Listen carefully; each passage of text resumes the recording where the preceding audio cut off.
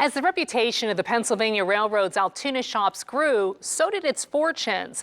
The PRR eventually began to build a thriving city around the operation and made sure that it reflected the success that the railroad was able to build in the area. One of the most prominent facets of the flourishing city was the Logan House. The hotel was the epitome of opulence at the time, and within its walls, one of the most important events in American history took place. The Logan House Hotel, it was built in the early 1850s, and it was actually funded by the PRR here in the area. And as many residents know from here in Blair County, it was one of the most opulent hotels in this area. Altoona being the middle point between Philadelphia and Pittsburgh, it saw a lot of traffic coming off of the trains in the area, with passengers who were stopping here as that midpoint on their journey from one side of Pennsylvania to the other. And as such, the hotel saw a lot of distinguished guests arrive to it, celebrities, foreign dignitaries, politicians. It was a very well-respected and well-dressed hotel that really was at the top of its class here in the area for quite a while. Over time, though, as with many things here in the area, its popularity and really its effectiveness as like a midpoint stop on the railroad kind of diminished. And of course, that was due to the rise of automobiles for one, and kind of the diminishing presence of the railroad as the big passenger transportation industry here in the United States, not only just in Pennsylvania.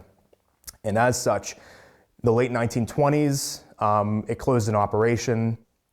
And in the early 1930s, the United States government actually purchased the property that the Logan House stood on, demolished it, and built the post office, which stands there on 11th Avenue to this day. One of the most important events of the Civil War, and indeed probably the most important event that has ever occurred here in Blair County, was the Loyal War Governors Conference that occurred here in September of 1862. In essence, what this was it was a meeting organized by Pennsylvania's wartime governor during the Civil War, Andrew Curtin, and he gathered 12 other governors from across the North, and they decided to meet here in Altoona. We're not only the central point of the state, but at that time, Pennsylvania was kind of the keystone of the Union. We were like right in the middle almost of the northern states that comprised the Union during the Civil War. And as such, it was seen as a good meeting point for everyone to meet here. And Altoona in the Logan House was selected for this meeting.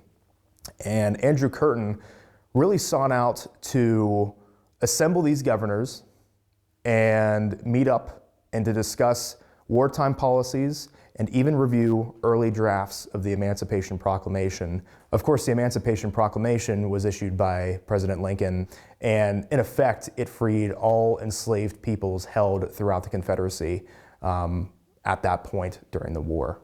In September of 1862, the war really was not going the North's way in a lot of ways. Battle after battle was being lost.